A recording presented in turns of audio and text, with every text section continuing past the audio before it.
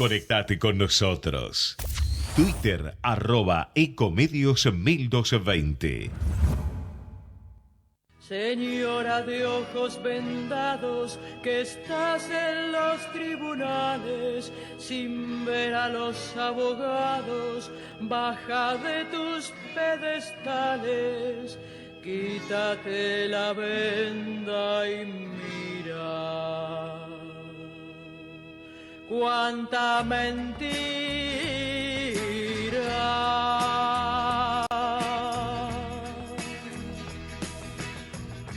A partir de este momento comienza Testimonios Judiciales junto a Marcelo Orlando. Auspician este programa. Hola, soy Tito, el dedo de LAN.com y te vengo a robar un minuto. Entrá a LAN.com y comprá tus pasajes de la manera más fácil y conveniente. Además, podés hacer tu check-in y subir directo al avión. Nuestro mejor precio en internet está en LAN.com. En la Ciudad Autónoma de Buenos Aires, vivir mejor es ley. Legislatura de la Ciudad Autónoma de Buenos Aires. www.legislatura.gov.ar. Bienvenidos a Aeropuertos Argentina 2000. Es momento de ponerte en modo aeropuerto. Disfruta de la vista, descargate una serie o despedite de todos los grupos de WhatsApp. Total, el Wi-Fi es gratis e ilimitado. Aeropuertos Argentina 2000, el lugar donde tus emociones toman vuelo.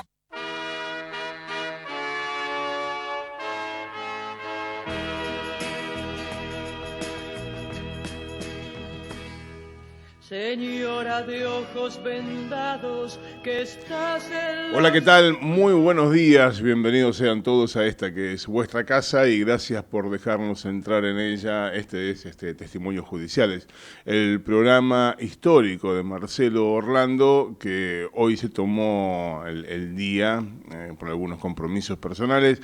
Mi nombre es Néstor Espósito y hasta las 10 de la mañana vamos a aguantar los trapos, como dicen en la tribuna, haciendo el programa de Marcelo de la mejor manera posible, de la mejor manera que podamos hacerlo, con toda la información, con todos los testimonios, con todas las voces.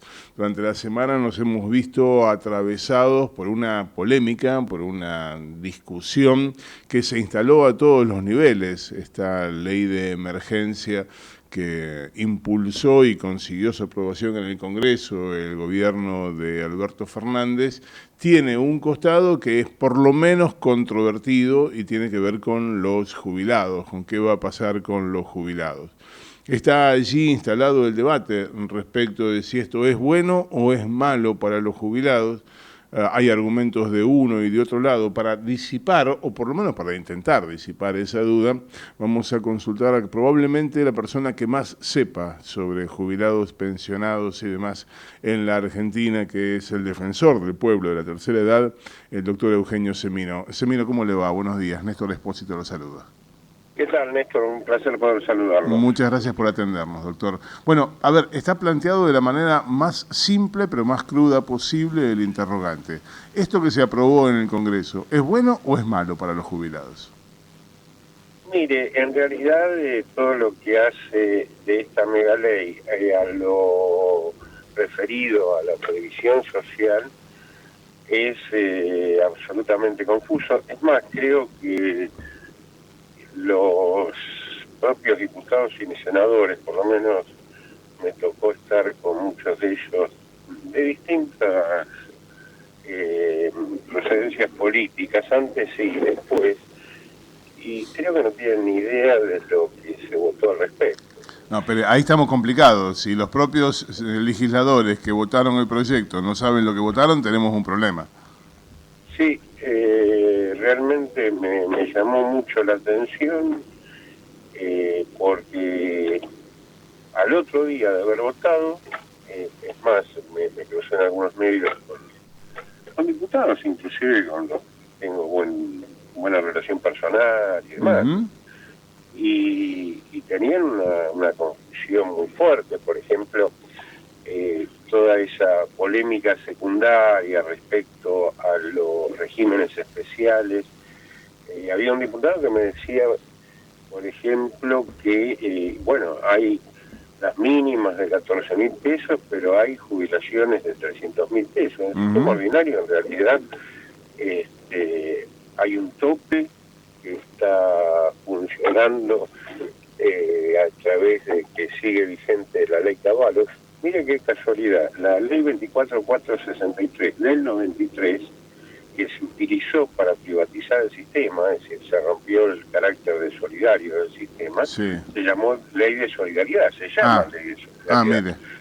Es decir, a veces uno dice, ¿por qué este título, no?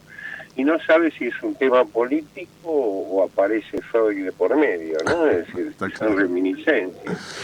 Ahora, doctor, hay un punto en particular que me llama la atención y quiero conversarlo con usted.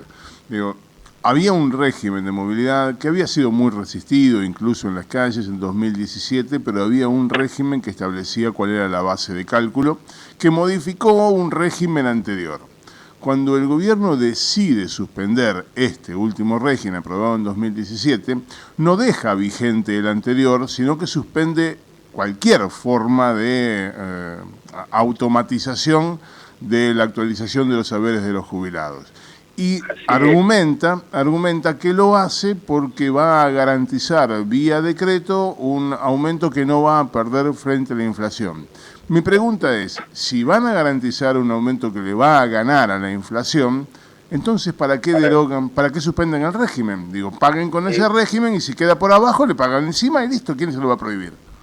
Así es, tal cual usted lo señala, mire, el régimen de movilidad como tal, más allá de la fórmula que se aplique, es consecuencia que entre el año enero del 2002 y el 2006 no había ninguna forma de adecuar a las jubilaciones y pensiones para que no perdieran contra la inflación. Y en esa época se fue achatando la pirámide. ¿Por qué? Porque se congelaron todos los saberes de más de 1.000 pesos y se fueron subiendo las mínimas que eran muy bajas. Claro. Entonces, los que ganaban más de 1.000 pesos, que quedaron congelados y que quedaron prácticamente igualados a las mínimas, hicieron juicio. Uno de ellos, don Adolfo Badaro, llega a la Corte en el 2006, la Corte dice, pero mire, el Congreso de la Nación, tienen ustedes que dar una norma general de actualización, de reajuste de las jubilaciones, cosa que no hizo el Congreso.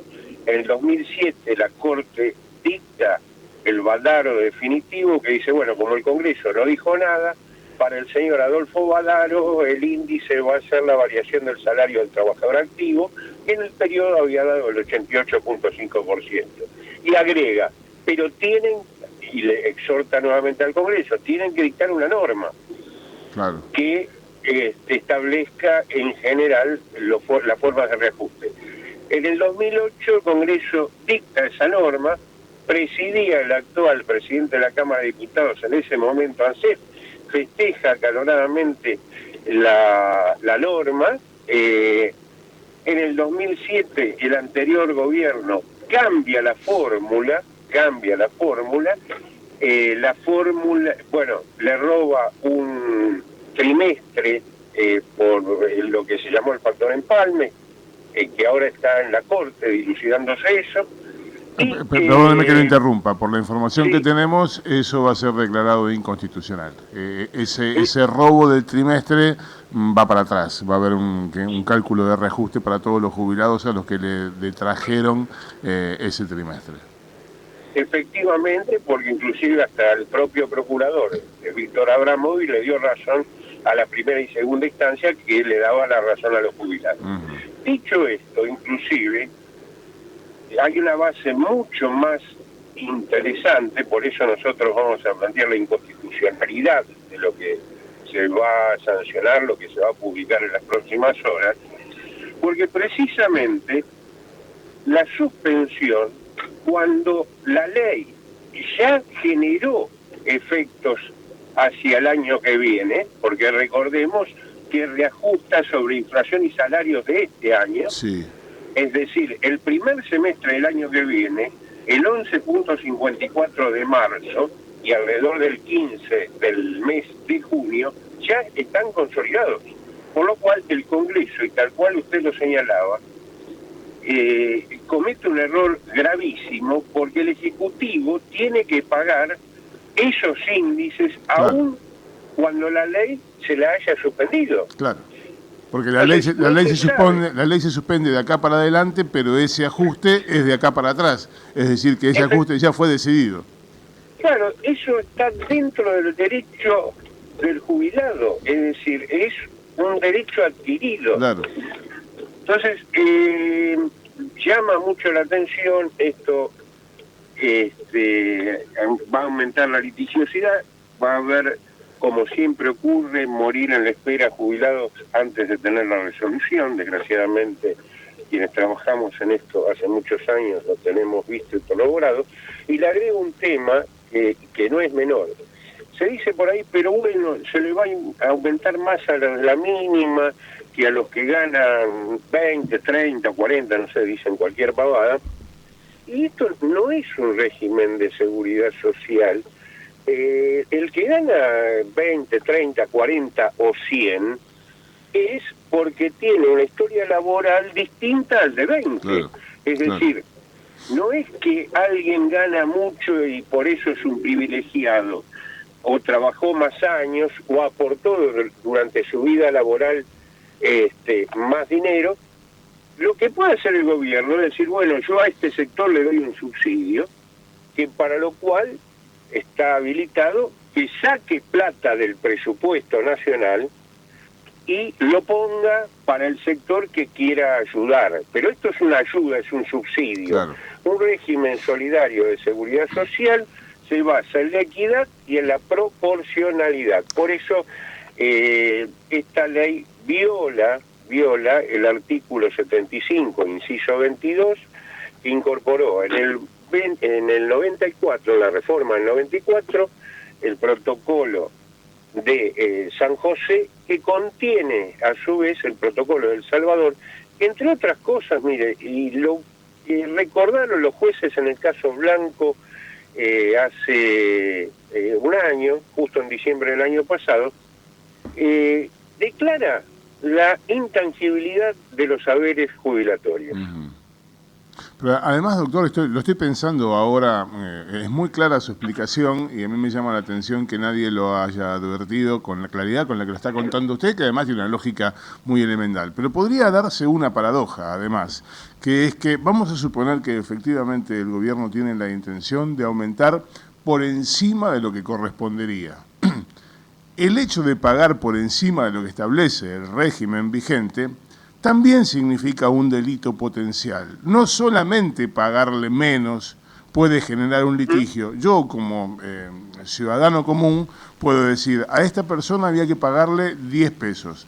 Y el gobierno decide, trayendo dinero de otro lugar, pagarle 12. ¿Por qué le saca esos 2 pesos de más que le pagan? De algún lugar lo saca. Digo, yo me siento perjudicado porque se lo sacaron a la partida de, no sé, de deportes. Entonces digo, ¿por qué le sacan de deporte? Aún con la buena intención, no está exento de cometer una irregularidad rayana en el delito. Por supuesto, e inclusive está pasando al margen de la ley con el bono. Claro. El bono va a ser para los que ganan menos de 19.068 pesos. Que alguien me explique por qué el de 20 no tiene derecho a recibir el bono y el de 18 sí. Tal cual. Es decir, ¿qué diferencia hay en términos de su vida cotidiana? Sí, pero ahí podríamos discutir que en algún lugar, en alguna línea de corte tiene que haber, y el que queda un peso por abajo va a estar contento, y el que queda un peso por arriba va a protestar, pero en algún momento hay que hacer una línea de corte. Pero ese es el problema de los bonos. Es decir, los bonos que se usaron 2012, 2014, 2016, nosotros los cuestionamos siempre porque terminan siendo muy costosos para el sistema y tienen un efecto muy relativo. Lo que acá había que generar, y esto exhortamos al gobierno anterior 5 veces, una forma de recomposición paulatina de los saberes de todo el sistema, guardando proporcionalidad. Sí. y había, es más, manifestamos cómo poder hacerlo con el flujo del Fondo de Sustentabilidad y Garantía. El Fondo de Sustentabilidad y Garantía, entre el gobierno que concluyó hace pocos días y el anterior, lo destruyeron, usaron ilegalmente todo el recurso para financiar partidas del Estado, y ese fondo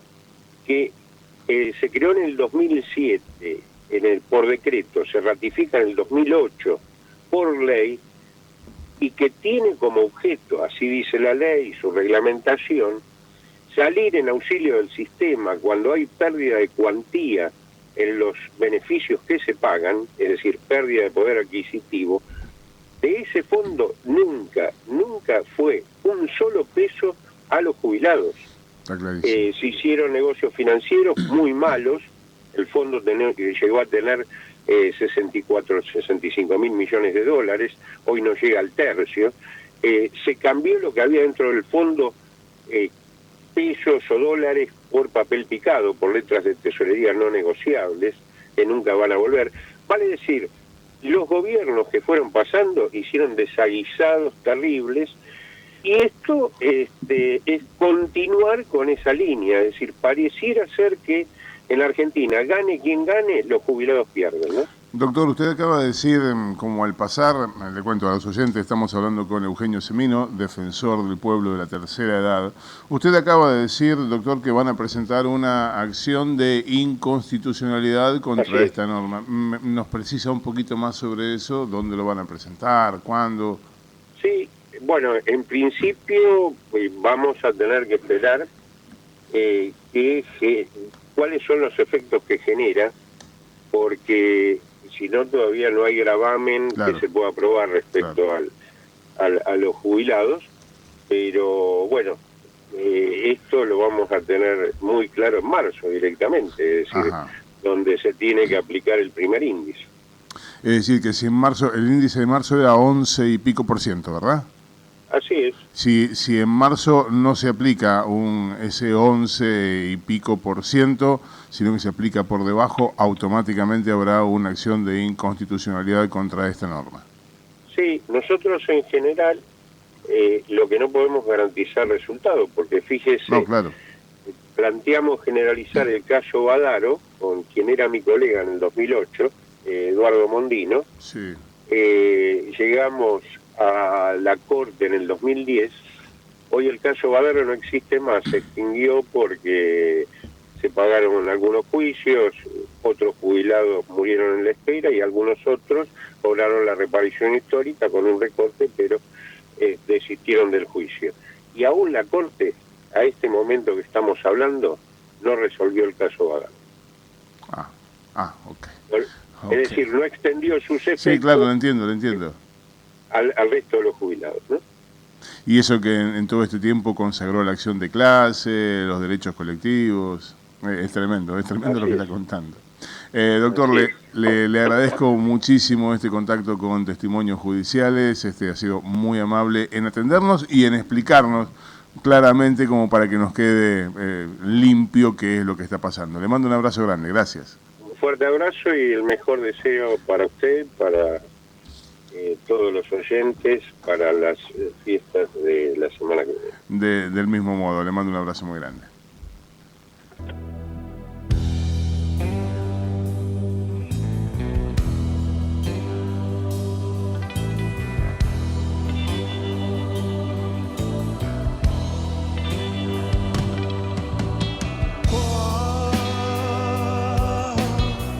Todo era nada el principio.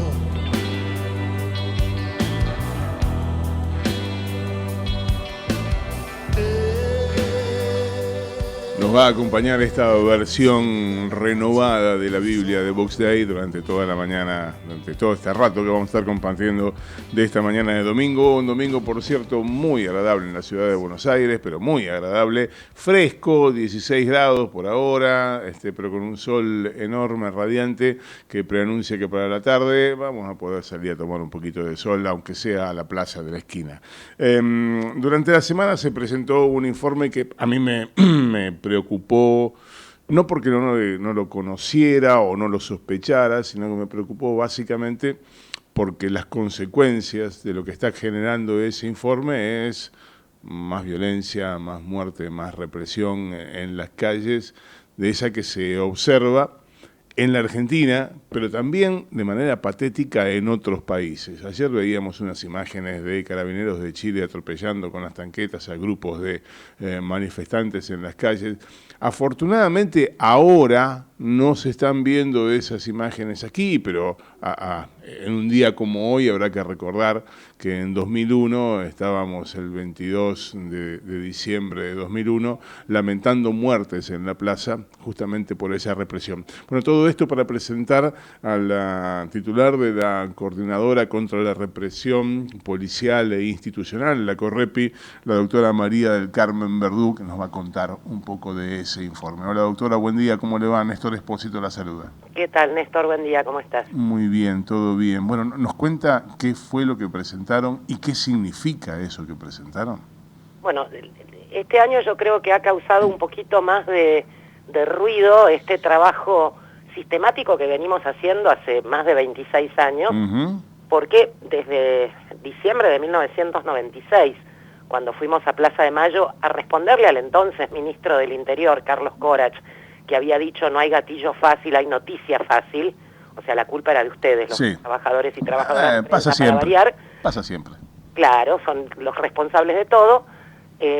A partir de eso, una compañera ya fallecida, Delia Garcilaso, cuyo hijo había sido asesinado en la tortura en la cárcel de Caseros, trajo la propuesta de decir, bueno, hagamos un listado, un archivo con toda la información que podamos recabar, no solo de los casos con los que nos vinculamos, cuyos familiares militan en CORREPI, sino de todo el país, a través de los archivos periodísticos, a través de la cooperación de otras organizaciones que nos puedan verificar los datos. Fue central en ese primer tramo el aporte de trabajadores de prensa, como Carlos Rodríguez, por ejemplo, que nos puso a disposición sus archivos personales para poder reconstruir el periodo hasta diciembre del 83, y bueno, a partir de allí empezamos sistemáticamente a sumar la tarea de elaborar este archivo al conjunto de nuestra actividad militante. Hoy ese archivo tiene 7.093 nombres al 15 de noviembre de este año, y hago la aclaración porque en los días, estos 9 días transcurridos, ya hemos incorporado casi una docena de casos nuevos que no conocíamos cuando cerramos la recepción de datos para procesar y publicar lo que llevamos a Plaza de Mayo el 13 de diciembre. ¿Cómo es ese dato? ¿En cuánto tiempo incorporaron una docena de...? La mayoría son casos ocurridos antes del 10 de diciembre, pero también hay algunos posteriores que ya van a estar en el informe del año que viene. Por ejemplo, hubo 3 femicidios cometidos por miembros de fuerzas de seguridad en estos últimos 10 días, uno en Pehuajó, provincia de Buenos Aires, otro en Jujuy y otro en San Juan, en 2 casos policías bonaerenses, en el otro caso policía federal. Y también ha habido muertes en lugares de detención. Falleció ahorcada una chica de nombre Pamela, todavía no tenemos el apellido, en la unidad 8 de La Plata, en el marco de las huelgas de hambre que ocuparon más de 12 días durante estas últimas 3 semanas, y tenemos información de una muerte de un varón en el penal de Urdampilleta, penal bonaerense, pero todavía no hemos podido chequear siquiera el nombre. Bien. Y además, bueno, otros casos que han trascendido públicamente. Pero lo importante, y contestando concretamente la pregunta inicial, que hace que este archivo este año tenga una particular apreciación y haya tenido un particular impacto, es que es el fin de la gestión de gobierno de Cambiemos y permite mirar la película completa de estos 4 años. Y allí es donde nos encontramos con que el 26% del total de víctimas que están registradas en esos 7.093 nombres corresponde a la gestión de Cambiemos en apenas 4 años. Claro. Esto nos da un promedio de una muerte cada 19 horas, 18.81 para ser exactos, a lo largo de estos 4 años, que es muy fácil chequear la cuenta, porque son 1.833 casos registrados en apenas 1.435 días de gestión. Un ritmo de crecimiento exponencial a lo largo de los 4 años que jamás habíamos visto antes y que tiene su correlato directo con el incremento de todo el resto de las modalidades represivas, como las detenciones arbitrarias, como el hostigamiento y la militarización y saturación policial en los barrios, como la represión a la protesta y la criminalización, porque antes mencionabas lo del 20 de diciembre, por cierto, impune 39 muertos, y es el único ítem en el cual Macri no pudo ganarle, porque solo tiene 4, afortunadamente, solo 4 muertos en la represión a la protesta, como le pasas el trapo a De la Rúa con 39 en 2 jornadas, ¿no es cierto? Bueno, a propósito, Pero, mire, déjeme contarle algo, sí. A propósito de De la Rúa. Usted sabe que la Corte Suprema le convalidó a De la Rúa post-mortem el régimen de jubilación especial de privilegio como expresidente y le pagó, le admitió un retroactivo por 30 meses, que significa para la familia, porque también es hereditario, una suma superior a los 10 millones de pesos. Así que diga, si quieres entrar a buscarle es el segundo escándalo de la Corte respecto de la Rúa. El primero es que lo hayan considerado absolutamente inocente en relación a las 5 muertes ocurridas en el ámbito de la ciudad de Buenos Aires, que fue por las únicas que se lo llegó en su momento a indagar, después de muchísima presión de las querellas en la causa que primero llevó la doctora Servini, después llevó el doctor Bonadío, y finalmente hace un par de años atrás tuvo un juicio oral absolutamente incompleto, insuficiente, donde fueron condenados el ex secretario de Seguridad Matov y el jefe de la Federal Rubén Santos por homicidios culposos, causa que todavía no tiene sentencia firme. A eso iba. Porque está en casación todavía con un recurso. Yo estuve hace poco en la audiencia en la que estuvieron Santos y Matov, en la audiencia oral. Desde entonces, esto fue en octubre o en noviembre. En noviembre. No hubo novedades desde entonces en adelante. No se ha resuelto aún. Ajá, bien. Bueno, se toma su tiempo los muchachos. Por eso. Pero más allá de esa mención, que es correcta, lo cierto es que no nos olvidemos las imágenes no muy diferentes a las que estamos viendo en Chile, que teníamos el 14 o el 17 de diciembre, el 18 de diciembre de 2017 en Congreso, con policías en moto pasándole a gente por encima, tirándole gas pimienta directamente a los ojos a jubilados que simplemente caminaban por la calle.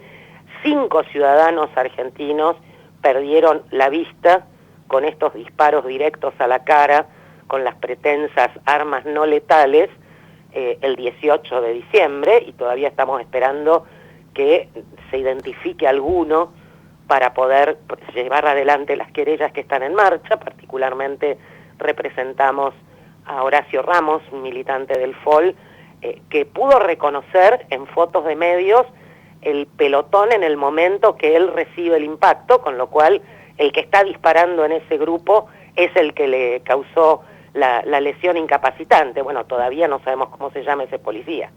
Caramba. Tocó recién, como al pasar, ya volvemos con el tema del informe para cerrar, pero tocó recién al pasar el tema de las supuestas armas no letales. Durante esta semana nos hemos sorprendido con una declaración del ministro de Seguridad de la provincia de Buenos Aires, Sergio Berni, diciendo que él estaba de acuerdo con el uso de las famosas pistolas Taser. Esto, además de alguna otra expresión en la que de alguna manera hasta casi que reivindicó la política represiva de la ex ministra Patricia Bullrich. ¿Cómo les cae? ¿Qué leen de esto? Bueno, primero no es una sorpresa. Berni se ha cansado de reivindicar las Taser, y de hecho cuando Patricia Bullrich anunció la compra de las 300 que, según ha dicho la ministra Frederick, todavía no llegaron, cuyo fabricante, dicho sea de paso, pone en el folleto explicativo que son menos letales, no letales. Ajá. No vamos a volver a entrar en lo que ya hemos dicho muchísimas veces de lo letales que pueden ser. Además, no existe tal cosa como el arma no letal. Al docente de Fuente Alba lo mataron con un cartucho de gas lacrimógeno. Sí, prototipo, claro, de arma no letal. El 20 de diciembre hubo muertos por postas de goma, porque a medio metro pueden matar. Sí, claro. Sí, claro. Bueno, cerrado el paréntesis, Berni siempre defendió el uso de las Taser, de la misma manera que defendió la doctrina Chocobar, de la misma manera que ha manifestado públicamente en estos 4 años su apoyo a las distintas iniciativas de las que Bullrich fue la ejecutora y el gobierno nacional saliente autor. Por eso la designación de Berni como jefe de la policía bonaerense a través del Ministerio de Seguridad Provincial es muy preocupante y es contradictorio con algunas cosas que viene insinuando el gobierno nacional, porque claramente Berni y bonaerense en una misma frase es mala noticia. Ajá. El año pasado hubo un debate en un programa de televisión con el periodista Silvestre entre mi compañero Ismael Jalil y Berni, donde justamente el tema eran las Taser. Claro. Y el hombre las defendió, pero valga la redundancia, a muerte. El punto con estas contradicciones que venimos encontrando es que lo más grave de la gestión de Cambiemos, aunque parezca mentira, no son esas 1.833 muertes. A ver. Lo más grave es la reestructuración operativa y normativa que han dejado vigente, instalada, en todo el aparato represivo y no solamente el de uniforme, también el de saco, corbata y código abajo del brazo. Si no se hace algo respecto de todo ese conjunto de transformaciones, reformas, innovaciones, etcétera, dentro de 6 meses vamos a estar lamentando saldos parecidos, porque la estructura sigue y la lógica sigue. Esta lógica bélica en el desplazamiento en movilizaciones y manifestaciones que vimos la semana pasada en Mendoza contra quienes defendían el agua, contra el avance de las mineras. Claro. Entonces lo hemos visto en La Plata contra los vendedores ambulantes, también hace poquitos días. Entonces, por eso es que estamos planteando una agenda urgente y necesaria de medidas que son las necesarias para tomar si es que efectivamente, como dijo Alberto Fernández al asumir su cargo ante la Asamblea Legislativa, no está de acuerdo con la política del disparo por la espalda. Claro, claro. Doctora, le agradezco muchísimo este contacto, que nos haya atendido un domingo por la mañana. Clara, como siempre, si alguien quiere consultar el informe, está pueden publicado. Entrar al link que está en la página de Correpi, correpi.org, allí está la solapita, archivo de casos, archivo 2019, tiene la versión impresa, tiene la versión en web para facilitar la lectura y tiene los 3 listados completos con los 7.093 nombres ordenados por fecha, por lugar o por nombre. Perfecto. Doctora, muchísimas gracias. Una recomendación, afloje con el pucho. Le mando un beso. Un abrazo. Grande. Un beso. Ecomedios.com AM1220. Estamos con vos. Estamos en vos. Descarga gratis de tu celular la aplicación Ecomedios. Podés escucharnos en vivo, informarte con las últimas noticias y entrevistas en audio y video. Búscala y bajate la aplicación Ecomedios. Podés vernos en vivo en ecohd.com.ar. Conectate con nosotros. youtube.com/ecomedios1220. Niño que flotas en las aguas, niño, niño, niño, niño, niño que te salvan de las aguas, porque te salvan, niño, niño.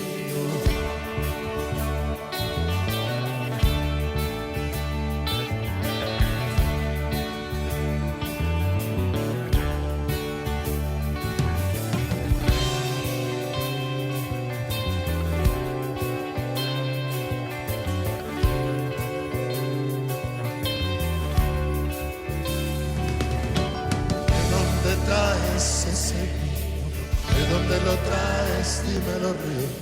Agua frescas para un niño, tibio, niño.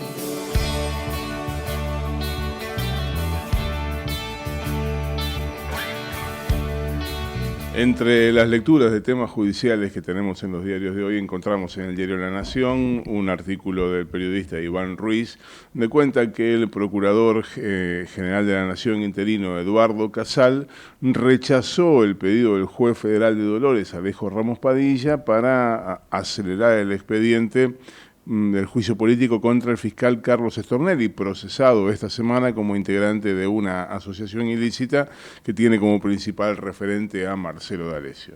El artículo de Iván Ruiz en La Nación cuenta lo que dice ese documento del procurador Casal, que desautoriza al juez Ramos Padilla con un concepto que es muy curioso porque se está discutiendo de esto también en la Cámara Federal de Casación.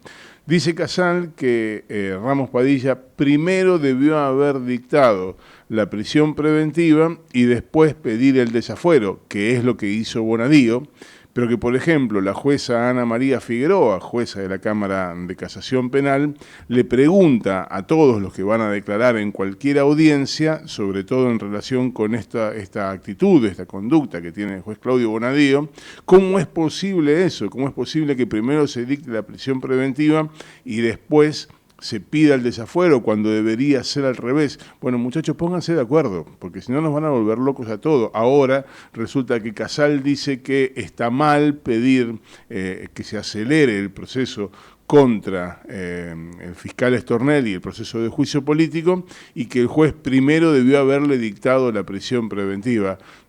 Estas cuestiones, estas chicanitas chiquititas, en realidad lo único que hacen es generar más confusión y patear la pelota para adelante. Claro, quién sabe, en algún momento. Alguien me contó que el fiscal Stornelli está preparando una apelación furibunda contra el procesamiento del juez Ramos Padilla, y que probablemente esté presentada en los próximos días, antes de fin de año con toda seguridad.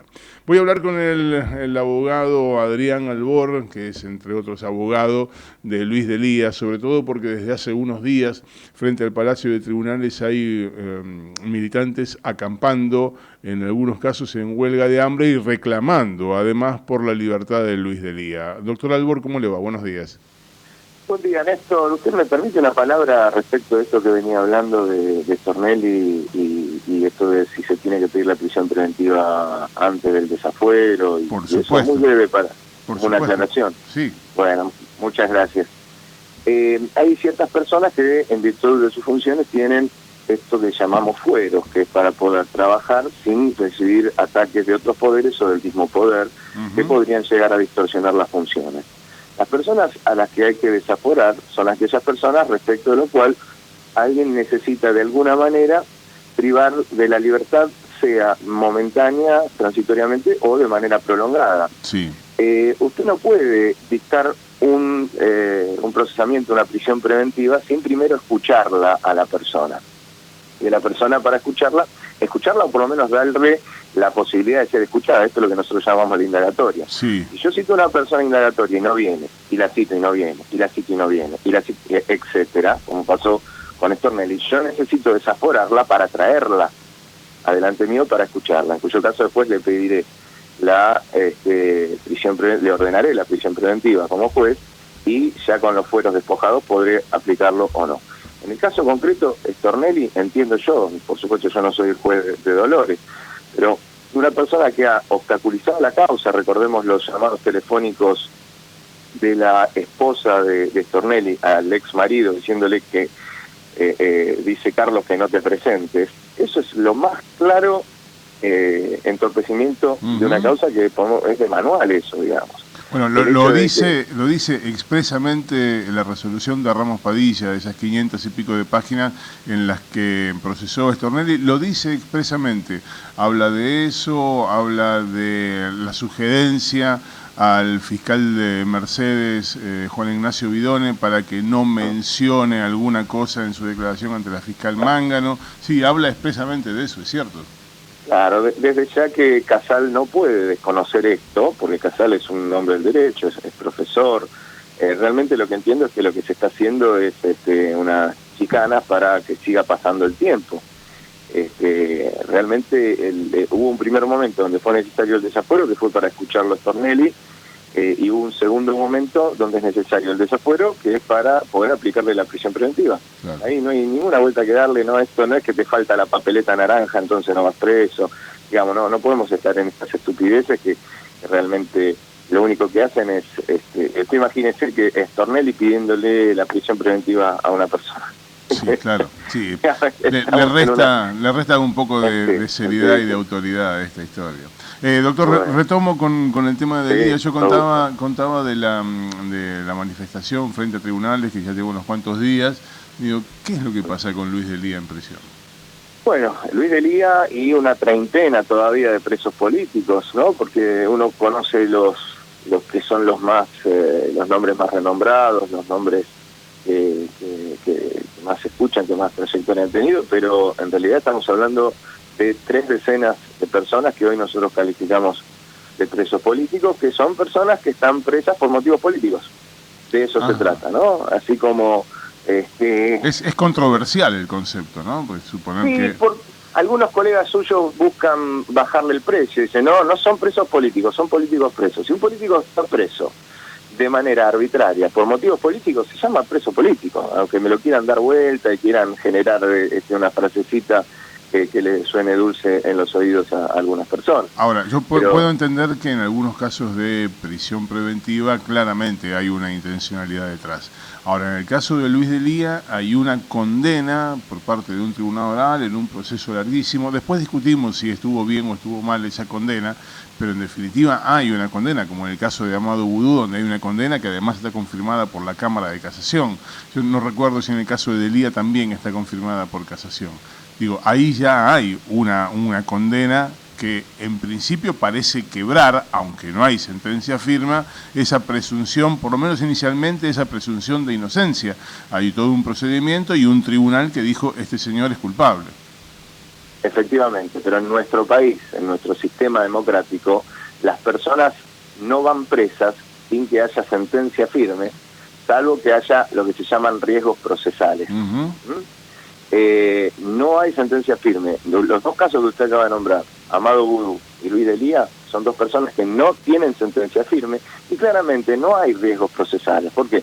Porque no hay riesgo procesal de entorpecer investigaciones cuando la sentencia ya está dictada y no hay riesgo de fuga cuando ellos mismos se presentaron espontáneamente cuando le dijeron señor queda preso. Sí. Luis Delía, cuando lo llaman y les dicen la Cámara de Casación no hizo lugar al recurso extraordinario, nosotros habíamos presentado un escrito unos días antes diciendo, miren, evitemos toda la payasada del casquito y el chalequito antibalas, si ustedes me llaman que tengo que ir preso, voy preso. Y Delía fue con el bolsito, lo acompañamos, llegó a Comodoro Pi, quedó preso. O sea, digamos, no hay riesgo procesal. Y no me gusta vivir en un país donde las personas que no tienen sentencia firme ni riesgo procesal están presos. Porque el día de mañana, si la Corte Suprema hace lugar al recurso extraordinario, ¿quién le devuelve la libertad a esas personas? ¿Quién le devuelve los 2 años que estuvo Esteche preso por la causa Memorando de Irán? ¿Quién le devuelve a Debido? ¿Quién le devuelve a Amado Vudú, no haber podido ver crecer a los hijos? No hay motivo alguno. No hay motivo alguno. Ahora tenemos el caso el policía Ayala que intentó asocinar al joven Lucas Cabello. Iba a preguntarle por eso. 16 años le dieron de cárcel. Y va a esperar la decisión definitiva en libertad, porque aparte tenemos eso. El fuero común, el fuero criminal y correccional, la Cámara de Casación tiene jurisprudencia de que no puede quedar preso hasta que se rechace la queja, mientras que en el fuero federal, con el rechazo de la queja, la gente ya va presa. Entonces fíjese qué diferencia. Es simplemente, incluso, nosotros tenemos un código procesal federal, que es el denominado Código Nuevo, que hace 5 años que no entra en vigencia, que si ese código entra en vigencia, tienen que soltarlos tanto a Amado Vudú como a Luis Delía. Porque hay un artículo que es el 375, que ya se aplica en varias partes del país, y el delito que se le atribuye a Vudú y a Delía, si hubiera cometido en Salta, tendrían que estar en libertad. Hasta esa cosa ridícula tenemos, ¿no? Porque hay un artículo que dice, las sentencias que se ejecutan son las firmes. Ni Delía ni Vudú tienen sentencias firmes. Doctor Albor, le agradezco muchísimo, claro, como siempre, y gracias además por el aporte respecto del primero de los temas que estábamos hablando. Un placer siempre, Néstor. Un saludo cordial y un saludo a toda la audiencia. Le mando un abrazo, gracias.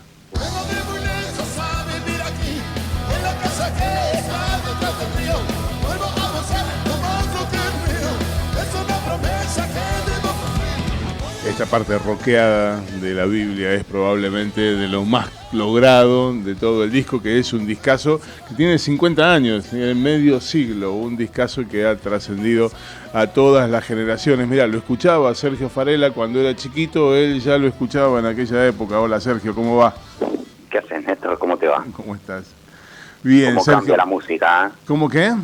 Y Cambia la música. Viste, intentamos rockearla un poquito, no mucho para que no, los que están acostumbrados a la música que le gusta a Marcelo Orlando, que te pone Arjona, por ejemplo, ese tipo de cosas. Más meloso. Claro, más meloso. Bueno, es lo que hay, ¿vio?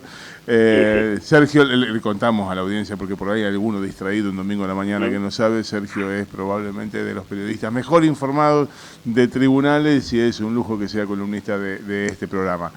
Sergio, gracias, Néstor. Panorama, ¿cómo viene? ¿Cómo viene? Y viene difícil en tribunales. Por un lado, obviamente el cambio de gobierno es lo que más impacta, la expectativa que más hay.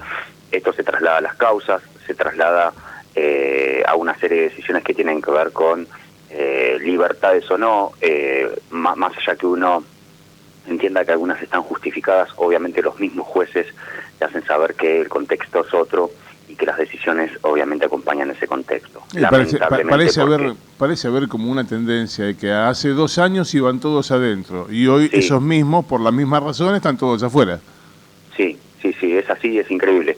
Lo más llamativo, lo más fuerte es ver cómo jueces que fallaron hace 3 meses, si se quiere incluso después de las PASO, 3 meses, 4 meses sobre una excarcelación argumentando que había peligro de fuga o que había entorpecimiento, a los 3 meses, en una situación que la verdad no ha variado en nada, del mismo imputado le otorgan la excarcelación diciendo que ha cambiado la normativa o demás.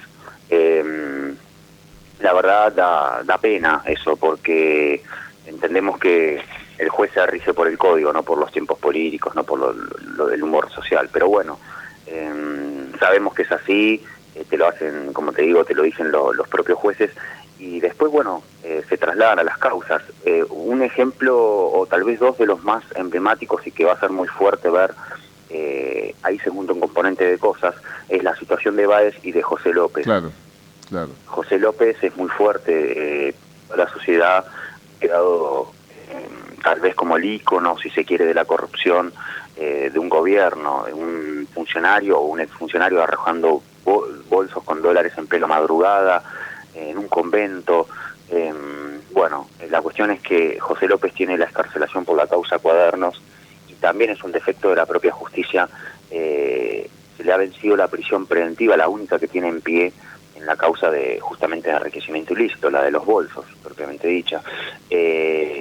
Y está vencida, hace más de 3 años que está detenido, la ley te dice que es 2 más 1, y no solamente eso, sino que ahí ya corren las generales de la ley, él está por cumplir las 2/3 partes de esa condena.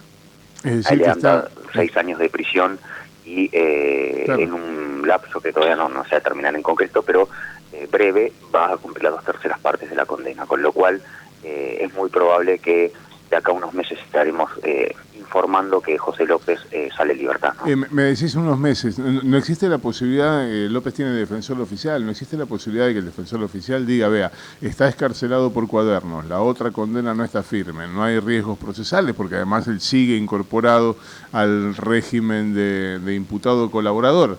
Bajo estas premisas, concédanle la libertad ahora, hasta tanto se confirme la pena por el delito de enriquecimiento ilícito. Mientras no esté firme eso, él sigue gozando de esto que hablábamos recién con Albor, de la presunción de inocencia. Libérenlo ya. Sí, es probable. Es muy probable que la defensa haga eso, teniendo en cuenta que, ya te digo, lleva más de 3 años detenido, se extinguieron todos los plazos. Sergio, y perdóname, y en el caso de Báez, aquí hay liberan a todos menos a Báez, hay un ensañamiento con Báez. Báez lleva casi 3 años y 9 meses detenido, y en el caso de él ni siquiera hay una condena. Sí, ahí también hay un ejemplo de mala aplicación, ¿no?, de las normas, quieramos o no. Uno capaz que le pueda llegar a caer mal que salga en libertad a Lázaro Báez, pero si corresponde corresponde, porque esto le puede pasar el día de mañana a vos, a mí o a cualquiera.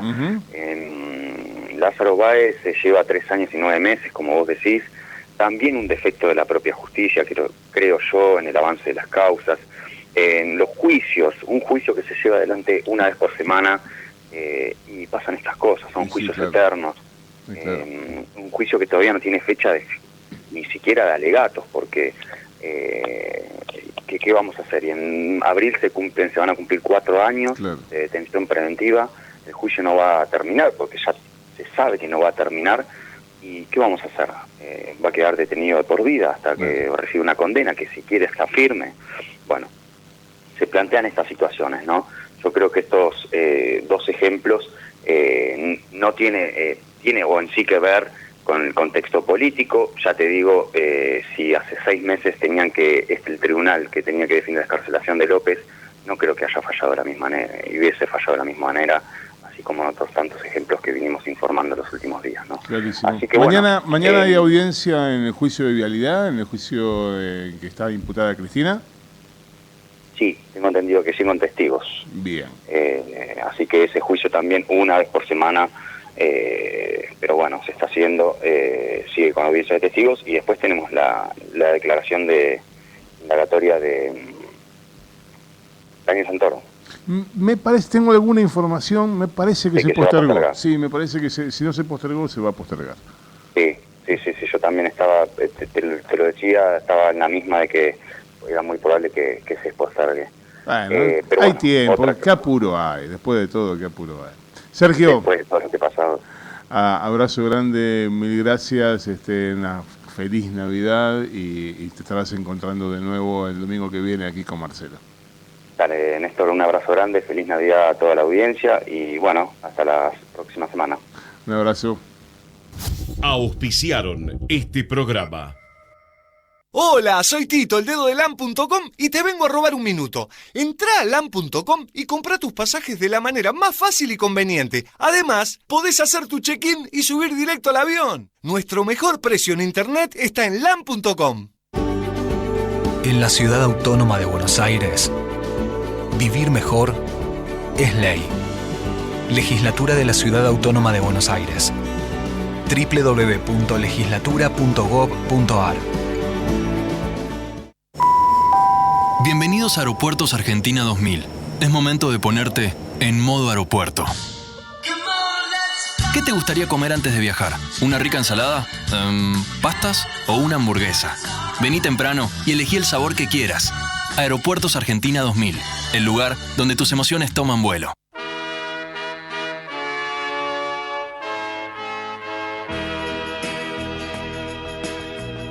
Me quedan los últimos 4 minutos del programa. Quiero irme rápidamente a presentarlo a él para que después no se enoje, el doctor Perínclito Conchudo. ¿Qué dice, doctor Perínclito? ¿Cómo le va? Buen día. Queremos felicitar al periodista Martín Angulo.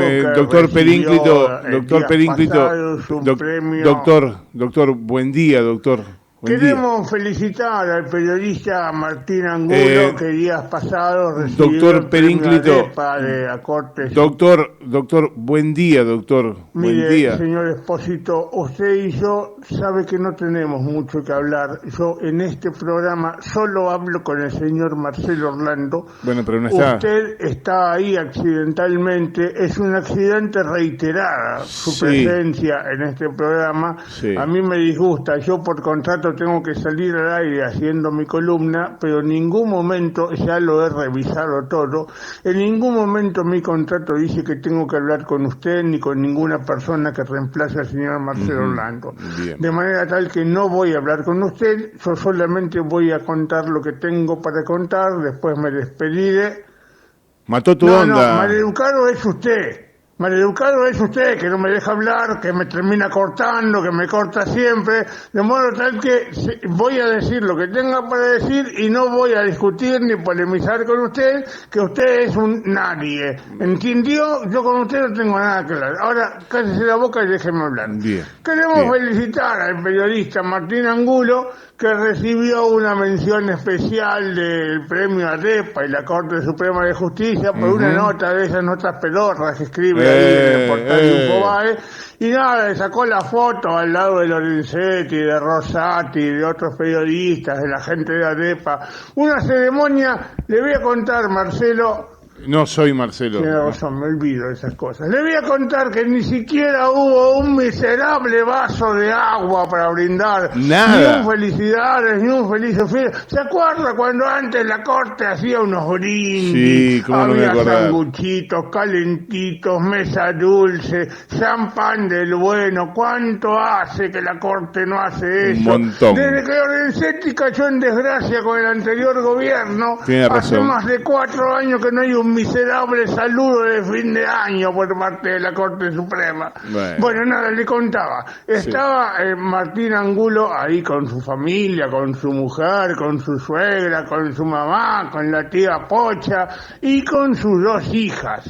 Hermosas. La hija más grande, un amor, Roma, se acercó al presidente de la Corte, Carlos Rosenkrantz, y mientras Rosenkrantz esperaba que le dijera algo respecto de su papá, Roma lo miró y le dijo: yo soy hincha de Independiente. ¡Hermosa la nena! ¡Qué linda! ¡Hermosa! Rosenkrantz, que tiene tanto fútbol como la revista Para Ti. ¿Sigue saliendo la revista Para Ti? No sé, no tengo ni Yo idea. tampoco lo sé, pero bueno, no importa.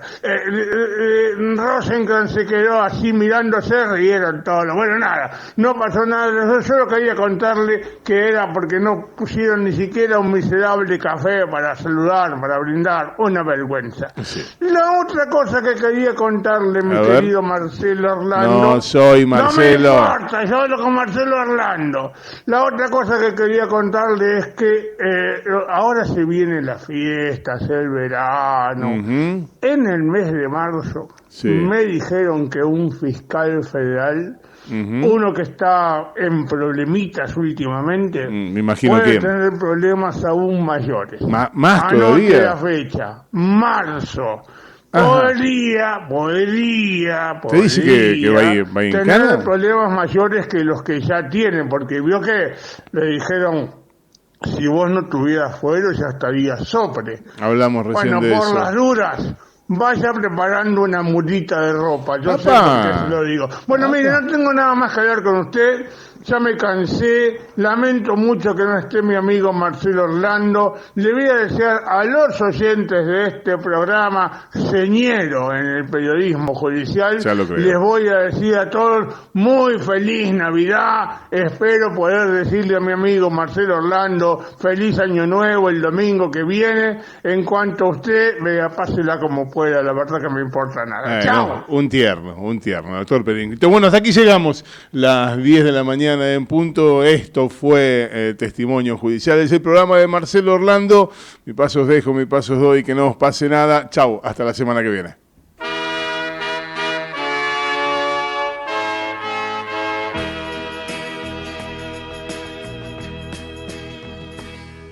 Señora de ojos vendados, que estás en los tribunales, sin ver a los abogados, baja de tus pedestales, quítate la venda y mira. Cuánta mentira.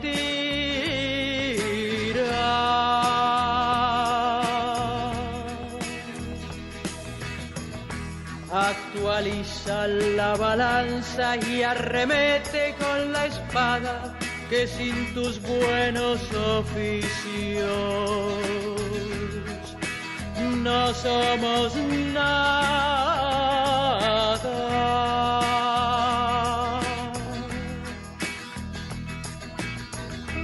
Lávanos de sangre